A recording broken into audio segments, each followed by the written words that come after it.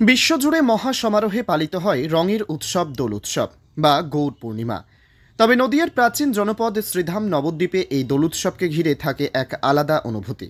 কারণ এই নবদ্বীপ ধামেই জন্মগ্রহণ করেছিলেন গৌরাঙ্গ মহাপ্রভু। আর নবদ্বীপ শহরের উত্তরাঞ্চল প্রাচীন মায়াপুরে রয়েছে সেই গৌরাঙ্গ মহাপ্রভুর জন্মস্থান আশ্রম বা মন্দির। বছরভর বিভিন্ন ধর্মীয় অনুষ্ঠান লেগেই থাকে এই মন্দিরে। পাশাপাশি দেশ বিদেশের ভক্ত সমাগম হয় বছরের বিভিন্ন সময়ে। তবে অন্যান্য উৎসব অনুষ্ঠানের থেকে প্রতি বছরই অনেকটাই বেশি গুরুত্বপূর্ণভাবে দোল উৎসব পালিত হয় এখানে। কারণ স্বয়ং গৌরাঙ্গ মহাপ্রভু তথা নিমাইয়ের শুভ আবির্ভাব তিথি আর তার জন্মভূমি বা জন্মস্থান মন্দির এটা।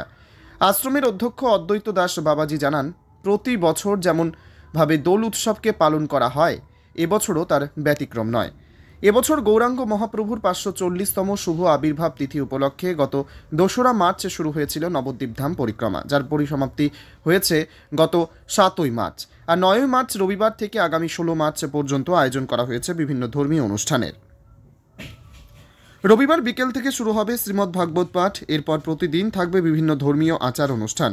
14ই মার্চ দোল উৎসবের দিন বিকেলে কয়েক হাজার ভক্ত ও বিভিন্ন বাদ্যযন্ত্র শোভাযাত্রার মাধ্যমে হবে গঙ্গাবাড়ি আনয়ন ও সন্ধ্যায় শ্রী মহাপ্রভুর অভিষেক।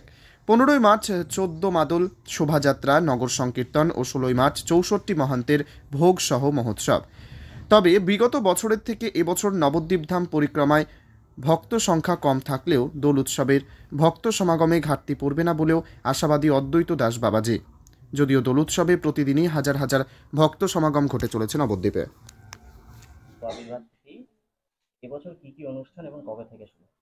আমাদের মহাপ্রভুর 540তম আবির্ভাব তিথি উপলক্ষে আমাদের 2রা মার্চ থেকে নয়দ্বীপ পরিক্রমা শুরু হয়েছে।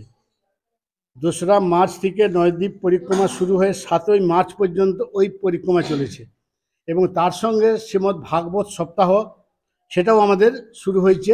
ছিল ভাগবত যজ্ঞের সমাপ্তির ফলে, এবং আজকে আমাদের এই অনুষ্ঠান উপলক্ষে বিধবা মায়েরা এবং তার সঙ্গে প্রায় 150 বৈষ্ণব, 500 বিধবা মায়েরা তাদের একটা সেবা প্রস্তুতি আমাদের নেওয়া হয়েছে।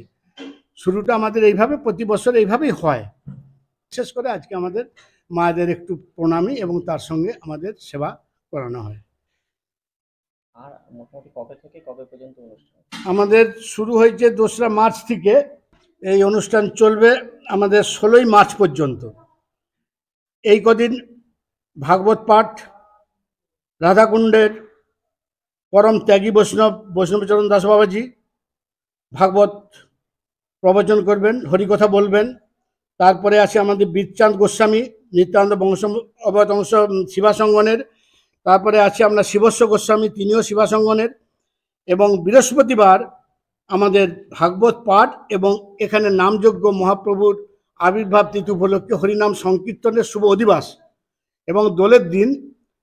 সেই দিন আমাদের নাম চলবে সারা দিন এবং সারা রাত, এবং বৈকাল 4টের সময় আমাদের এখান থেকে প্রায় 2,500-3 হাজার ভক্ত সমাবেত একসঙ্গে হয়ে জল আনতে যাওয়া হয় গঙ্গাবাড়ি আনয়ন। গঙ্গাবাড়ি আনার পরে সন্ধ্যে 6টার সময় মহাপ্রভুর অভিষেক হয়।